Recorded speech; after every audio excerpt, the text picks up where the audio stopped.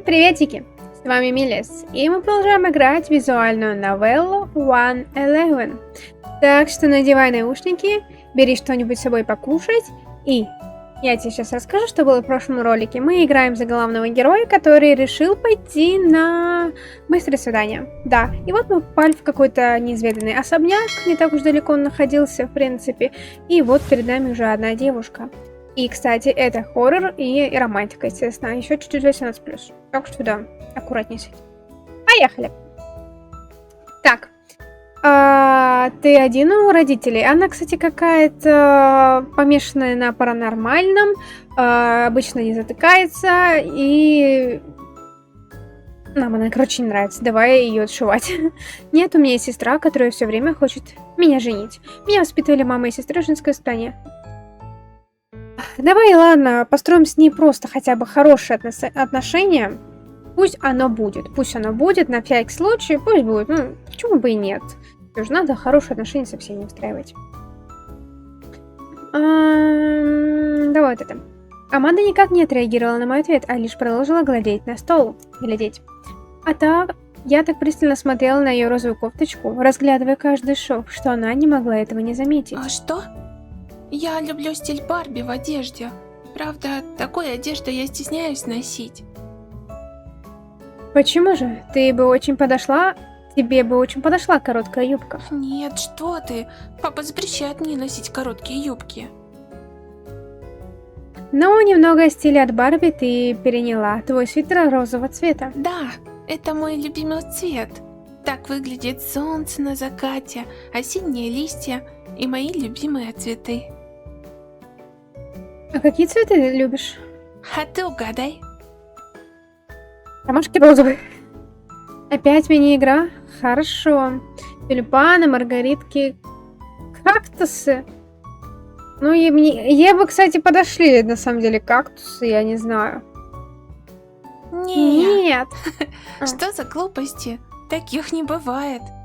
О, отношения 0,5. Поверь мне, они существуют. Правда? Надо будет обязательно купить такой себе домой. Аманда расслабленно откинулась на спинку стула. Она начала оглядывать другие столики. Время, отведенное на быстрое свидание, неуловимо подходило к концу. Ты веришь в любовь с первого взгляда? Не думаю, это просто химия. Конечно, в жизни много таких примеров. Сначала человека надо узнать, вдруг перед тобой маньяк. Что тогда делать? Давай не будем такого. Понятно. Да, она маньяк, конечно! Кстати, да, такое, по-моему, и у нас и будет примерно. Аманда ответила, но тут прозвенел звонок. Пора пересаживаться. Аманда ушла за другой столик. Странно, знаю, что пересаживаются девушки. Как бы, по идее, парни, но чё бы нет. Прогремел звонок. Пришла пора сменить собеседника. Я попрощалась с Амандой и пожелала ей удачи. Она помахала в ответ ладошки и направилась к следующему столику. Далее меня ожидало нечто в мешковатой одежде из местного секонд-хенда. Крашеные волосы, челка, закрывающая пол лица и отрешенный взгляд в пол. Ой, божечки, боже. Ладно-то еще было ничего так. Начинается рок-н-ролл. Нам сразу пришли представительницы субкультур, которые, как я думал, вымерли более десятилетия назад. Вот динозавр. А вот нет, оказывается, они прятались на быстрых свиданиях. Интересно, что она здесь делает?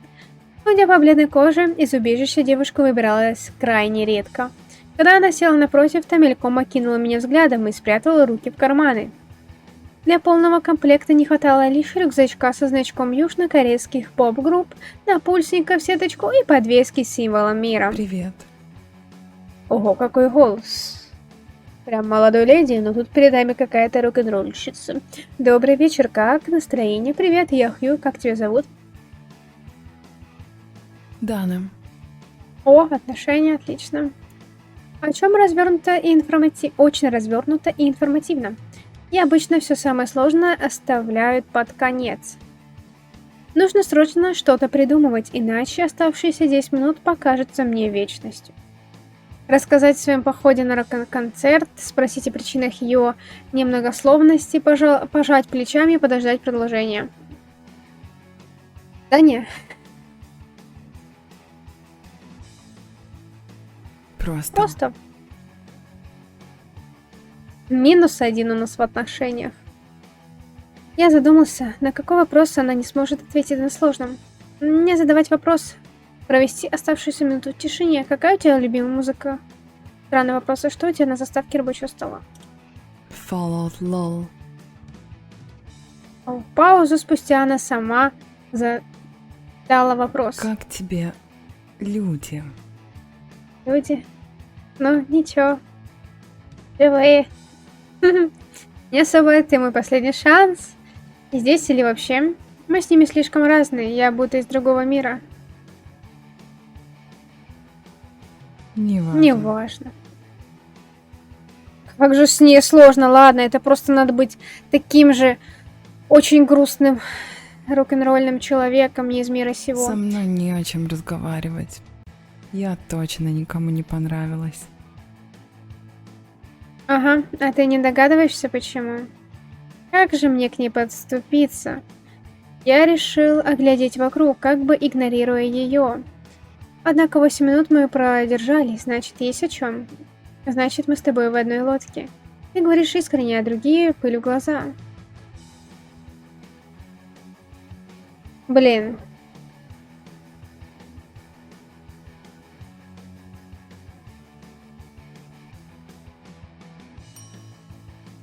Девушка, казалось, посмотрела на меня впервые с начала разговора. Может, из-за освещения или я просто устала, но в этот миг она показалась крайне привлекательной. Одежда на пару размеров больше положенного, сутулившаяся поза и готичный макияж не позволяли оценить ее внешность и фигуру по достоинству. Может, и оптимист или романтик, но я решил, что небольшие перемены в стиле, и она сможет составить достойную конкуренцию другим девушкам. Да и, как говорил мой папа, утро, великий уравнитель, приводит всех дам к общему знаменателю. Раздался звонок, и девушки сменили столики. На мгновение я поймала ностальгическое ощущение откуда-то из школьной поры. Следующая девушка сразу села ровно, сложив руки, и посмотрела на меня внимательно, словно отличница за первой партой. Без вызова, а скорее с любопытством и интересом. Ого, какая! Интересно. В строгом костюме с аккуратной высокой прической и в белой блузке, застегнутая на все пуговицы, она производила впечатление идеальной девушки для знакомства с родителями. Такая, что будет скромно, терпеливо отвечать на расспросы отца и сама вызовется помочь маме на кухне. Добрый вечер. Меня зовут Агата. Я работаю врачом. Знаете, мой предыдущий собеседник уже разрядил всю свою батарею медицинских анекдотов. Но если вы захотите рассказать какую-то шутку, я, конечно, ее выслушаю. На моей работе смех и забавы явления редкие. Ой, прошу меня извинить, что-то я все о себе да о себе. А кем вы работаете? Если это, конечно, не секрет. Или вдруг, если вы не хотите об этом рассказывать, то можем о чем-то другом поговорить. Слушай, ну она мне нравится. Как минимум, она не какой-то шизик и не год. Она просто обычный человек, которая знает этикет и уже работает врачом, взрослая, красивая женщина. Мне она понравилась. Рассказать о своем последнем визите в поликлинику. Рассказать ей о своей работе, спросить о ее увлечениях. Давай спросим о ее увлечениях. Было бы о чем поведать. Я мечтала, что после интернатуры появится свободное время. А в итоге пришлось пожертвовать даже теми крупицами, что уходили на чтение и прочий досуг. У нас отношения уменьшились. А что вы думаете о профессии врача? Не знаю, стараюсь не болеть и редко общаюсь с врачами. Это, наверное, наравне с учителем самая важная профессия в мире. Сейчас ты лишь способна заработать на помощь. Своеобразный ответ. Благодарю за честность. Часто от нас требуют невозможного. А я очень маленький, незаметный человек и просто не умею делать что-то еще. Безумный, огромный мир проносится где-то мимо. А я лишь хочу за свой короткий век успеть хоть кому-то помочь. Ой, прости, я опять перетянула на себя все внимание. На самом деле нет, ты чуть-чуть разговариваешь. Ну, прямо мать Тереза воплоти, если она говорит это искренне. Можно прямо сейчас отправиться и выпиливать узорчатую рамочку для ее портрета. Повешу в ванной, буду смотреть по утрам и напоминать себе, что мир не без добрых людей. Это надо умудриться при такой работе сохранить подобную кротость. Не удивлюсь, если она работает педиатром. Это бы многое объяснило. Спросить, что привело ее на быстрое свидание, спросить, что он думает об этом мероприятии. Рассказать, что привело вас на быстрое свидание. Меня? Блин, ну не знаю. Давай расскажем о себе. Потому что, как мы поняли, когда мы ее спрашиваем, ну не очень. И что она об этом думает. Ну, давай расскажем. У меня О, тоже +1. дела отнимают все свободное время. Ума не приложу, где и как люди умудряются знакомиться. Все так торопятся с работы домой, из дома на работу. Угу. Совсем себя не жалеют.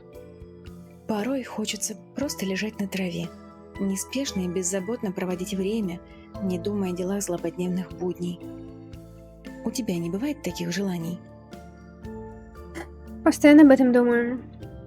Бывает, но ведь именно труд сделал из обезьяны человека. Можно и на травке отдохнуть, было бы с кем. Агата на миг отвернулась, и я мельком глянул на часы так, чтобы она не заметила, а то подумает, что я только и жду звонка, чтобы сбежать от нее. Оставалось меньше минуты. Нужно срочно выжать из себя что-то приятное и закончить разговор на хорошей ноте. Также приятно общаться с умным человеком, спасибо за беседу. На фоне других девушек ты как лучик света в чулане. Агата, ты кажешься очень добрым и хорошим человеком. Агата собралась ответить, но, увы, прогремел звонок, и надлежало вновь сменить пару. Я улыбнулся на прощание, но с ней, по-моему, мы нормально-таки подняли отношения. Агата, ты посмотри. Ну, с Даной вообще пипец. А Аманда? Почему у нас с Амандой? Ой, ладно. Жаль, конечно, с ней было расставаться, но таковы правила быстрых свиданий. Следующая девушка, сев напротив, сразу закинула ногу на ногу и нарочно отодвинулась от стола. Край платья цвета безлунной ночи едва доходил до середины соблазнительных бедер. Понятно, тут у нас будет роковая соблазнительная девушка. О, интересно, с кем у нас будет ночка? Она-то будет ночь. Мне пришлось приложить огромное усилие, чтобы отвести свой взгляд. Ох уж. Мужчина. Девушка держала руки в замочек на коленке и поигрывала туфелькой. Мне почему-то представилась ласка, гипнотизирующая жертву замысловатым танцем. Девушка как бы невзначай откинула пышную гриву волос, демонстрируя сережки и бархатный чокер на шее. Господи. Я уже не представляю, что там за девушка, хотя представляю. Она простучала ноготками по столу и пододвинула к себе бокал с вином. Да покажите ее, я уже не в терпении. В ее крупных карих глазах томился океан женственности, отчего я и забыл, что нужно начать диалог. Вот она, вот так вот. Поздороваться и представиться. Подмигнуть барменше, чтобы она налила бокалы для вас. Сделать комплимент. Я, наверное, никогда не устану слышать это в свой адрес. Ясно, понятно. Меня зовут Линда. Линда Блэквуд. О чем тут принято говорить?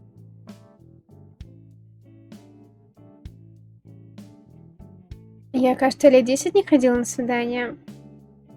Это точно вранье. Она как будто каждый день на них ходит. Нашла кого спросить. Я тут впервые, будем импровизировать. Начнем с банального. Я, кажется, лет 10 не ходила на свидания. Окей. Вкусы, интересы, ищем что-то общее. Погодка, политика, трудовые будни, чем угодно. Ну так импровизируй. Думаю, роль мужчины больше подойдет тебе.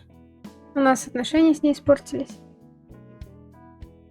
Хорошо, высокого роста девушка в вечернем платье, дорогие сережки из белого золота и бархатный бантик на шее дополняли ее пышные волосы и обаятельную улыбку. Она ухоженная, готовая ко всему, а в ее крупных карих глазах томится океан женственности.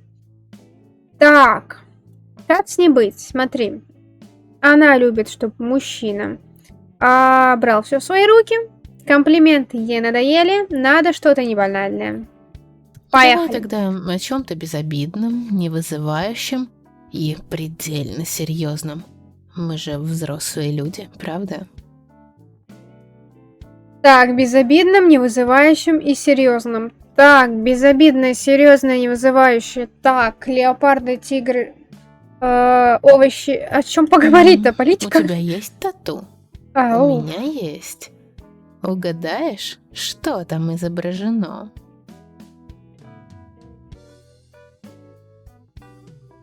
Лилия?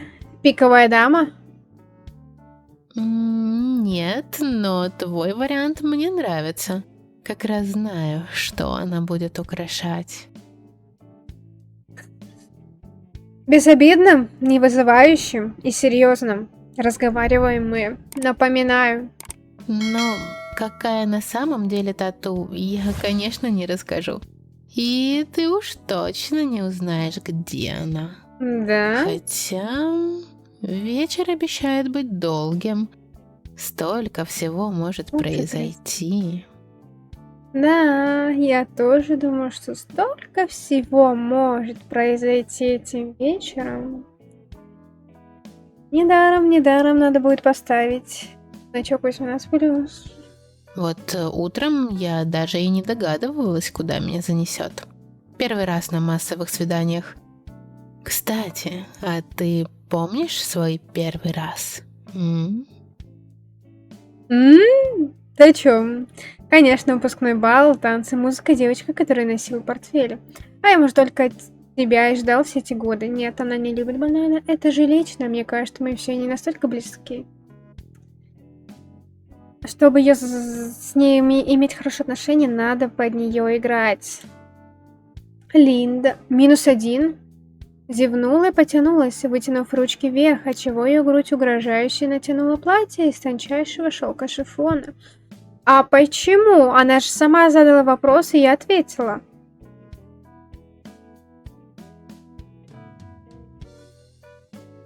Она источник всего секса. Она строго и обязательно. Я не понимаю тогда ее. Я изо всех сил пытался вспомнить что-то максимально тривиальное, что поможет мне отвлечься и сохранить трезвость мысли. По отношению у нас с ней. Линда 3 пальцами приподняла бокал и чуть-чуть отпила вина. Она словно назло облизала краешек губ, смакуя вкус бархатного напитка. Ну, наверное, с ней дно. Надо что-то сделать. Я заметила на стекле идеальный полуовал, повторяющий контур ее темно-красной помады. Токнуть язычком и ухмыльнуться ее телодвижение. Делать вид, что вы не обратили внимания на ее выкрутасы. С вызовом посмотреть ей в глаза и выдержать ответный взгляд. С вызовом посмотреть ей в глаза. Блин, цокнуть язычком и ухмыльнуться. О! Отлично или нет? Да, нет? Раздался звонок, и я, стараясь сохранить галантность, поблагодарил Линду за беседу и проводил ее взглядом. Как же быстро пролетело время. Это уже 5-я девушка?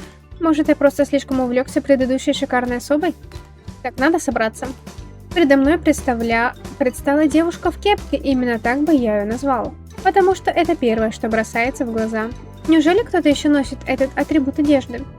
Обычно девушки пытаются показать свои волосы. Я даже слышал, что это своего рода афродизиак для мужчины. Красивая прическа. А здесь все спрятано, и в таком виде она пришла на свидание. На вид она очень спортивная и уверена в себе. Ну да.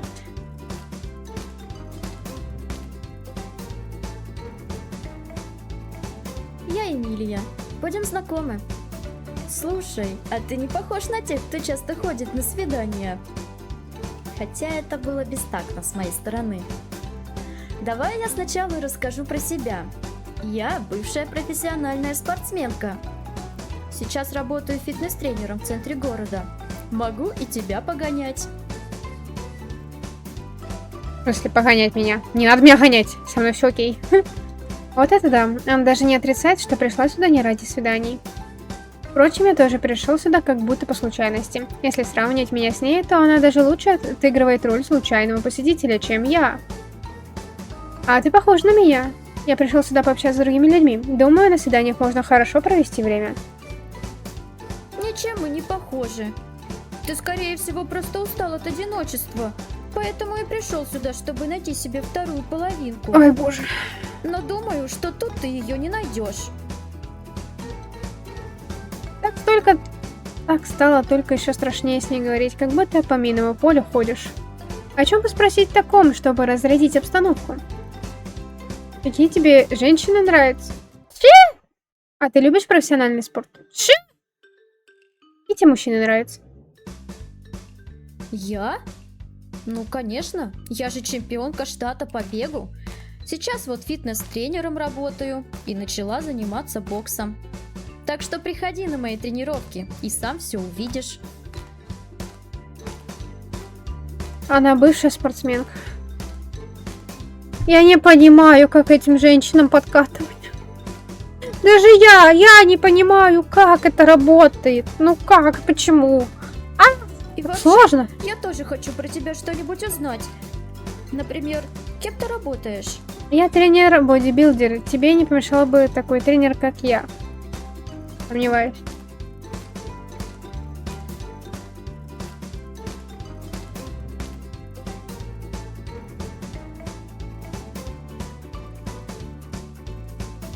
Достойная профессия. Получается, ты можешь обустроить самостоятельно целый дом? Да? Мой отец был механиком. Занимался починкой раритетных автомобилей, поэтому у него никогда не хватало времени на меня. Ой, что-то мы с тобой заговорились. Время уже почти истекло. Спасибо за знакомство. Сказала, как отрезала. У нас еще было немного времени, но она явно дала мне понять, что разговор закончен. Она отвернулась полубоком и поглядывала на другие пары, которые оживленно беседовали.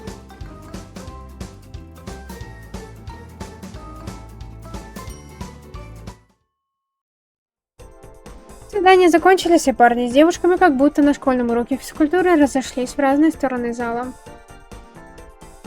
О боже! Пойти к парням! С удовольствием, мне эти девушки надоели. Ты слишком большая! Слушай, я вот так вот сделаю. Вот так вот. Вот так вот. Вот так вот. Офигеть. Вот так вот. Вау. Так вот. Ну и парни у нас не вкусят. Это чтобы на превьюшку, если что, хорошо. Так, ну слушай. Кто нам из девушек понравился? Ну как бы не Рената, естественно. Так, Аманда, господи, нет, не надо нам этих девочек. Маленьких, странных. Агата. Агата, интересная девушка, в принципе. Дана, ну тоже ничего, в принципе. Линда, но у нас с ней совсем не сложилось. Она мне не понравилась. Давай-ка к Агате.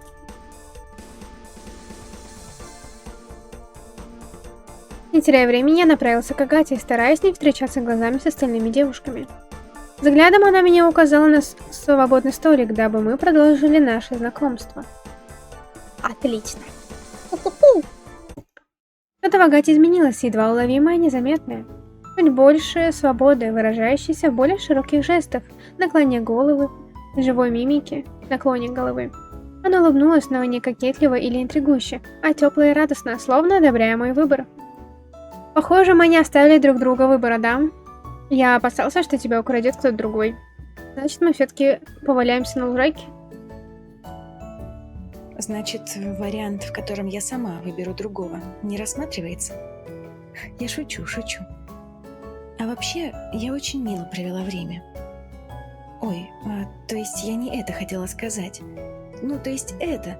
Просто прозвучало очень грустно и прощально, а я совершенно не умею расставаться. Я имела в виду, что вне зависимости от того, что будет дальше, я точно не пожалею о нашем знакомстве. Да что ж такое? Опять. Здесь я тоже очень рад, что тебя встретил. Я тоже прекрасно провел время, и все благодаря тебе. Агата, дорогая, теперь над нами нет таймера, торопиться некуда. Дорогая. Отлично. Агата потянулась к волосам. Я подумал, что она решила распустить волосы, но она лишь прятала непослушную рыжую прядь за ушком. У меня машина припаркована за домом, и я могла бы тебя подвезти. Я надеюсь, это не прозвучало как-то двусмысленно. Да вообще хорошо было бы, если мы тебя куда-то подвозили, как бы, а не ты нас. Ну хорошо, хорошо. Просто сейчас уже поздно. Не хочу, чтобы ты брел в одиночестве в такую темень. Да и нынче ночью обещали похолодание.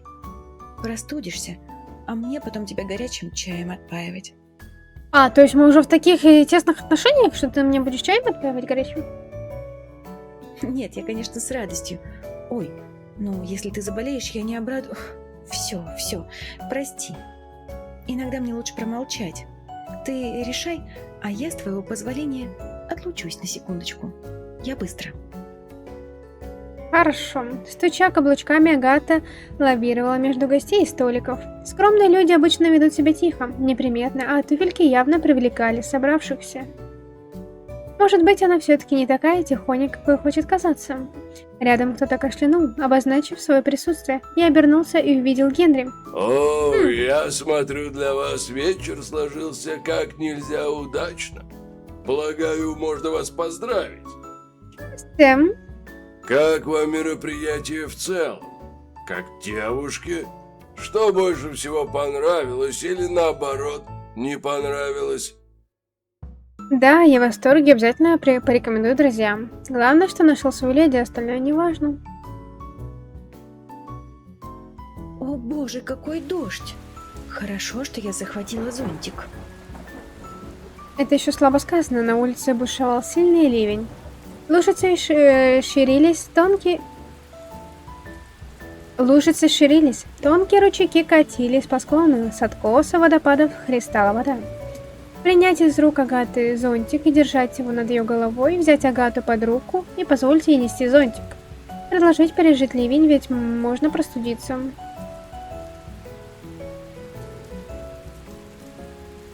А почему? А почему -1? Мы шли до парковки молча. Почему? Я же взяла зонтик и ее прикрыла. Господи, что не так опять с этими девушками? Интересно, о чем она сейчас думает? Может, я повел себя как-то не так?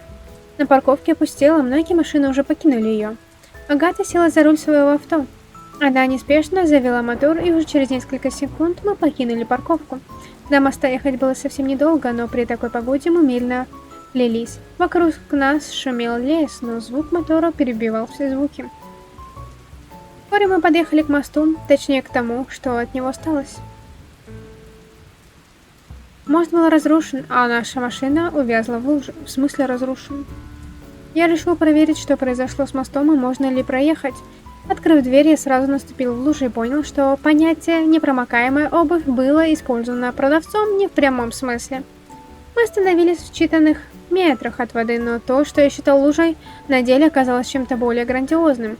Речка вышла из берегов и полностью затопила ближайшую низину, единственный мост.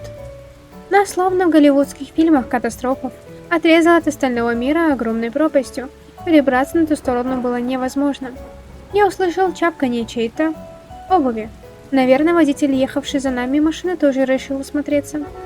Раздался автомобильный гудок, напугавший как меня, так и подошедшего водителя.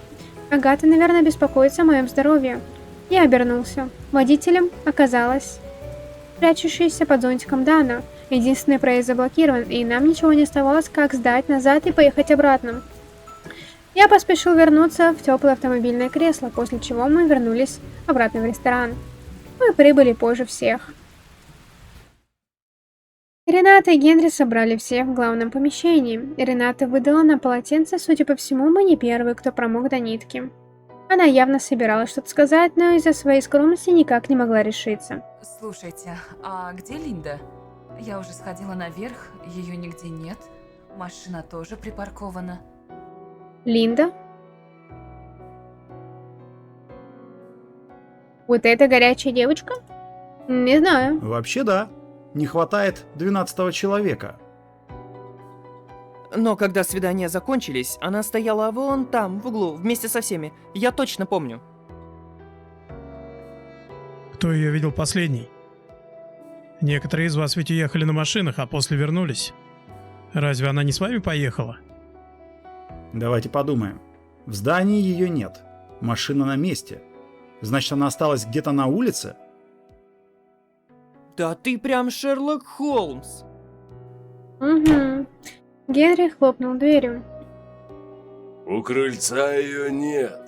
Там такой ливень, что только псих сунется.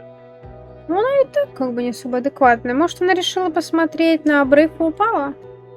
Она же не могла потеряться. А там холодно и страшно. Ее надо срочно спасать. У меня в бардачке лежат рабочие фонарики. Я ее поищу. Я с тобой. Следы, понятно, уже смыло, но я хотя бы хорошо запомнил местность. Тут почти негде спрятаться.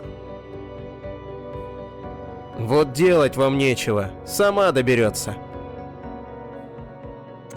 А эгоистичные. Нашли о чем переживать. Просто промокнет чуть больше обычного. Да что угодно. Может, она подскользнулась и упала, или скатилась в обрыв. Ого. Мальчики, там сильно похолодало и льет, как из ведра. У кого-нибудь есть зонтик или плащ? Погодите, у меня тут где-то завалялись дождевики. 6 штук, если правильно помню. 6? Есть место еще для 4 добровольцев. Я пойду. Только вот, мне бы еще какие-нибудь сапожки. Господи, сиди уже тут. О, сапожки для юной леди мы точно найдем.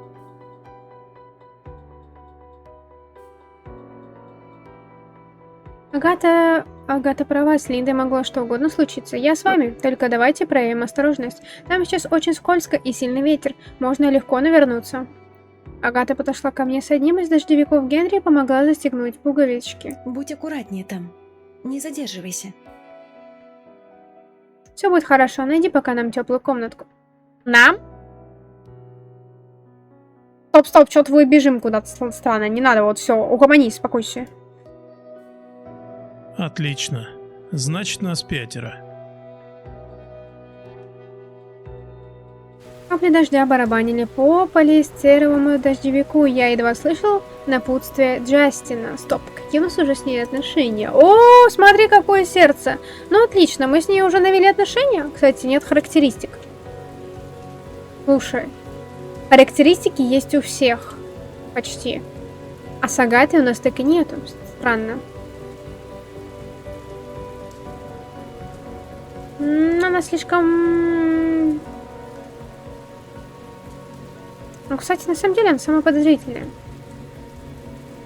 Мысль была проста. Разделиться, чтобы охватить большую территорию, но не уходить далеко, дабы не заблудиться самому и прийти назад вовремя. Было заметно, что у Джастина есть опыт командования. Однако, почему он не додумался объяснить план в тепле и тишине, для меня оставалось загадкой. Хью, Ю, я пойду к парковке. Заберу фонарики из тачки. Так, курилка, обрыв, причал, парковка.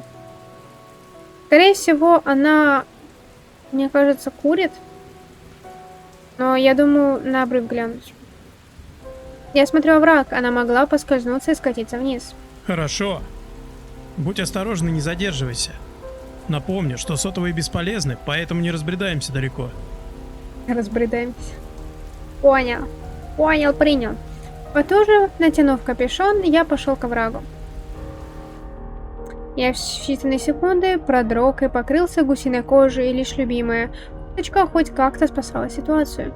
Ботинки набрали воды и гадко чавкали при каждом шаге. Ветер усиливается при приближении к оврагу. Я даже расслышал жуткий грохот разбивающихся о скалы волн. Какой кошмар оказаться в море в такую погоду. А ведь никто не предупреждал о надвигающемся циклоне. Я на миг остановился и напряг зрение. Впереди что-то было. Сверкнула молния, и в ее отблеске я разглядел черный чокер. Он зацепился за заросший уступа куст и трепетал на ветру, подобно пиратскому флагу. Я аккуратно спустился по склону, изо всех сил стараясь не поскользнуться. Это точно был ее черный чокер. Я осмотрел землю и, конечно, не нашел даже намека на следы. Мои руки тряслись, но уже не от холода. Разум в одно мгновение нарисовал пугающую достоверную картину. Линда поскользнулась и покатилась по мокрой траве со склона. Приближаясь к пропасти, она попыталась зацепиться за ветку кустарника, но у нее не вышло. Нужно было делать один шаг вперед и посмотреть вниз. Вот он, абсурд, с которым мы бесимся, когда критикуем фильмы. Я знал, что вижу на дне оврага, но почему-то не мог заставить себя шагнуть вперед и посмотреть вниз. Не знаю, как долго я простоял, словно истукан, сжимая в руке черный чокер Линды. В один момент что-то все же толкнуло меня вперед. Текущие со всех сторон водопады ручейков быстро заполняли углубления, и на дне оврага ширились огромные лужи. Я склонился над пропастью, но не мог разглядеть ничего. Я присмотрелся и понял, что там никого нет. Никто не падал туда, видимо, я зря опасался.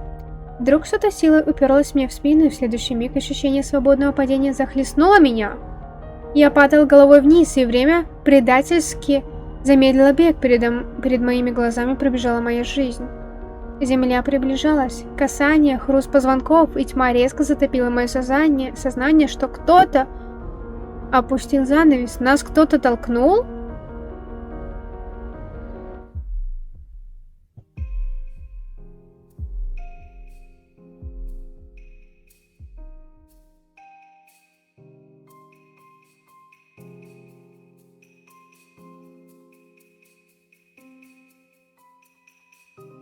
Конец.